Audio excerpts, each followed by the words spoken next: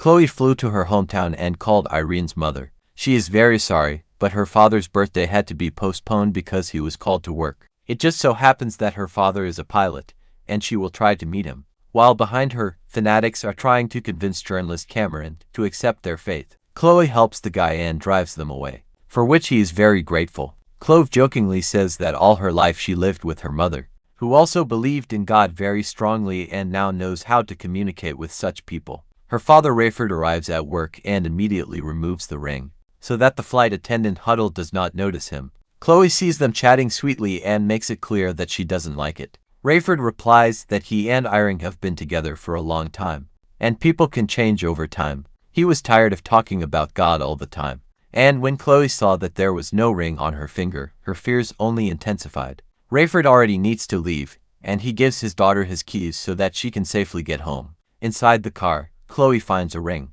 A little later, she gets home and greets her brother Ryan. Khloe tells her mother about her guesses, receiving nothing but reproaches in response. This pisses Khloe off, and she leaves, taking her brother with her. The couple walks through the mall, but in just an instant, Ryan has disappeared, leaving only his clothes. Other people have disappeared besides him. A driverless car flies into a shopping mall. Some people took advantage of the moment to steal money from the wallets of the disappeared people. This happened not only in their city. Rayford asked the co-pilot to keep an eye on the plane, because he needed to go to Hattie's to give her a gift. As soon as he got out of the cockpit, the plane began to lose control, as the pilot disappeared. Fortunately, Rayford managed to level the plane. Passengers are panicking a lot.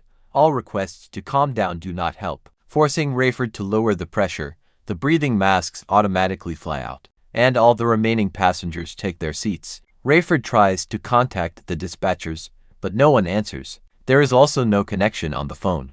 After a couple of minutes, he returns the pressure and goes out to the passengers. Rayford gently hints that panicking is the worst thing they can do, and promises to tell them what's going on when he finds out from the dispatcher.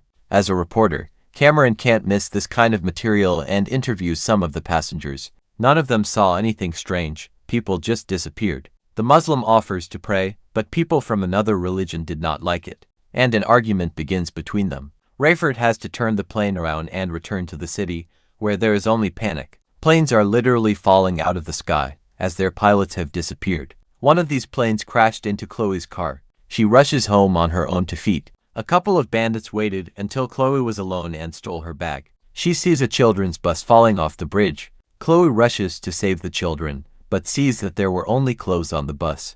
A little later, she tries to call her mother, but she doesn't pick up the phone. In the city, looters broke into a jewelry store, which was a big mistake. Employees eliminate all those who want to rob them. Khloe could have been one of them, but the worker realized that she was not a looter and allowed her to leave. The news is on TV that this is happening all over the country. Khloe thinks that her mother might be in the hospital, and since the entrance is blocked, she has to break the glass and get in illegally. There, one of the women says that her children have disappeared, and this is happening not only in their country, but all over the world. At this time, Rayford notices that a plane is approaching her. At the same time, he does not try to change course, since the other pilots have disappeared. Rayford manages to dodge only at the very last moment, but the wings still receive minor damage. Passengers assume that extraterrestrial races are involved in everything. Obviously, people can't do that. Rayford is afraid that due to the damage to the wing, it will be very difficult to land the plane.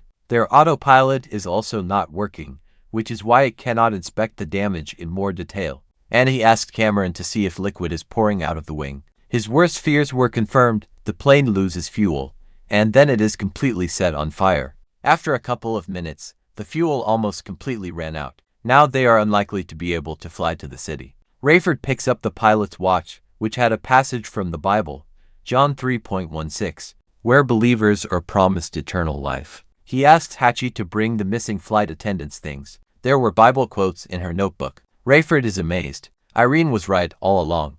Literally everything she said came true. How is this possible? After thinking it over, Rayford decides to admit that he has a wife and a child. Their relationship was a mistake. She was shocked by the news. Rayford continues to explain his theory about God and people who believe. Hasha considers this nonsense and leaves. One passenger pulls out a gun and orders her to tell the truth. She is sure that these are the tricks of her husband, who wanted to take her daughter away. One of them was a girl who always went to a religious school but used substances. Everything that happened is very similar to the second coming. So, everyone who disappeared went to heaven. Khloe has returned home and cannot find her mother. There was water running in the shower, and her jewelry was on the floor. She assumes that Irene went to church, but she's not there either. The local priest is sure that this is God's punishment. Those who disappeared were pure souls and went to heaven, and those who remained have a dirty soul. And although he is a priest, he never believed in God, which is why he was not taken away.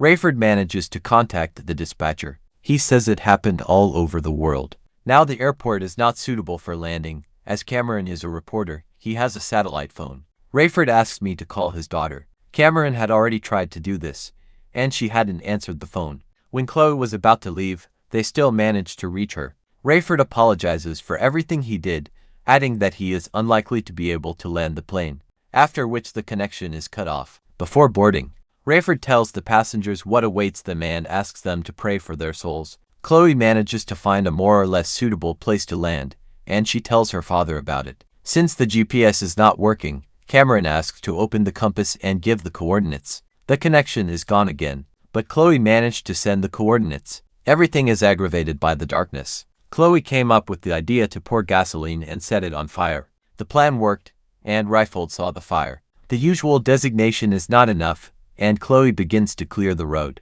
but loses control and crashes. During landing, he blows the wires. Part of the landing gear is not activated. Khloe makes it worse. Rayford has to accelerate to avoid crashing into her. One wing touches the ground, gradually reducing the speed of the aircraft. Thanks to this, they stopped a couple of centimeters from the fuel tank. As soon as the family is reunited, Khloe gives her father Ern's ring while the city is burning behind them. Cameron thinks it's the end of the world, but Khloe sees it as the beginning of something new. This is where the movie comes to an end, but we will be glad to have your like. I'll see you very soon.